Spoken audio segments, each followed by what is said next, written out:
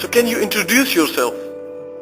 I am Lord Mountbatten, and I was the last British Governor General of the subcontinent until its partition. So you mean making of Pakistan was not because of Japan, Germans or Hitler? No, of course not. In fact, with Hiroshima and Nagasaki bombing raids, World War II was over. And Germans? Germans have already and unconditionally surrendered by 8th May 1945. So it was not due to the Second World War or perhaps Germans. It was due to the oneness of a nation, a Muslim nation, and of course their rightful, courageous, steadfast, visionary and eloquent leader, Muhammad Ali Jinnah. So Mr. Batten, did you force Jinnah to surrender? Well, actually we offered him the prime office of the great subcontinent, but he rejected.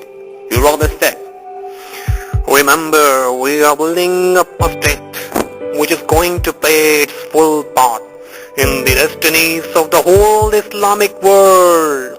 And he kept on saying on numerous occasions that in Pakistan lies our deliverance, defense and honor. In our solidarity, unity and discipline lie the strength, power and sanction behind us to carry on this fight successfully. No sacrifice should be considered too great. We shall never accept any future constitution on the basis of a united India. Seems like you do want to admire Mr. Jinnah. Well, I thought that Pakistan would not last for more than a few months, or at maximum it will stretch up to exist for not more than a year or so. But his belief and faith made this possible. Mr. Jinnah rose never to fall again to account something like this. There is no power on earth that can undo Pakistan.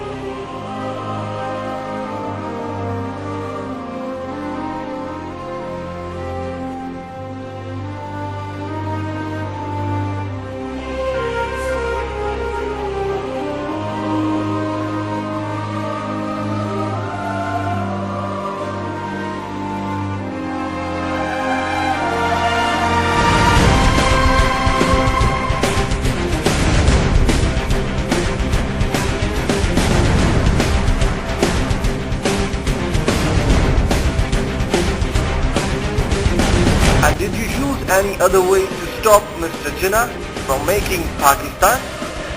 We forced Jinnah to step back by shattering and stimulating the racial differences between Muslims. But he turned all our recent ties down and called. He steadfastly stated, We are starting with this fundamental principle that we are all citizens and equal citizens of one state. The great majority of us are Muslims. We follow the teachings of Prophet Muhammad, may peace be upon him. We are members of the Brotherhood of Islam, in which all are equal in rights, dignity, and self-respect. Consequently, we have a special and a very deep sense of unity. But make no mistake, Pakistan is not a theocracy or anything like it. well, very courageous man. Then one day he really made Pakistan.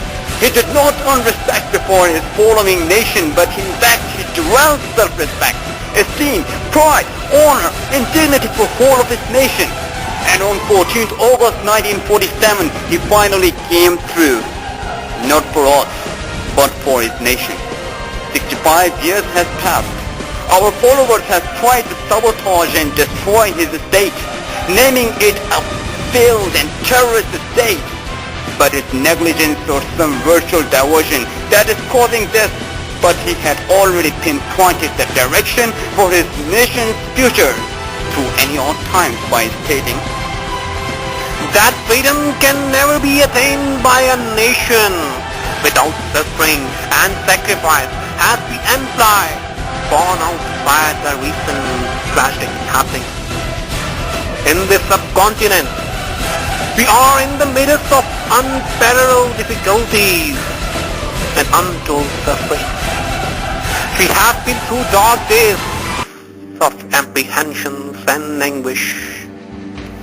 But I can say with confidence that with courage and self-reliance and by the grace of God, we shall emerge triumphant.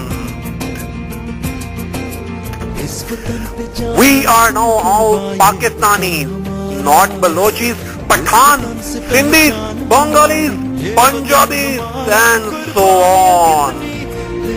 And as Pakistanis, we must read, behave and act.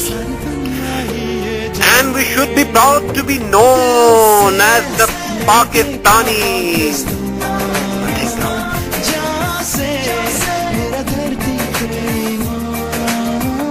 So, you really admit that making of Pakistan was not because of Hitler, Germans or Japanese? or to the way. Really, it is him and his nation which made it possible. So Mr. Mountbatten, well, let me tell you what Mr. Jinnah once said to me. As a reporter, You have asked me to give you a message. What message can I give you? We have got the great message in the Quran for our guidance and enlightenment. The wants of the people that will make Pakistan one of the greatest nations of the world.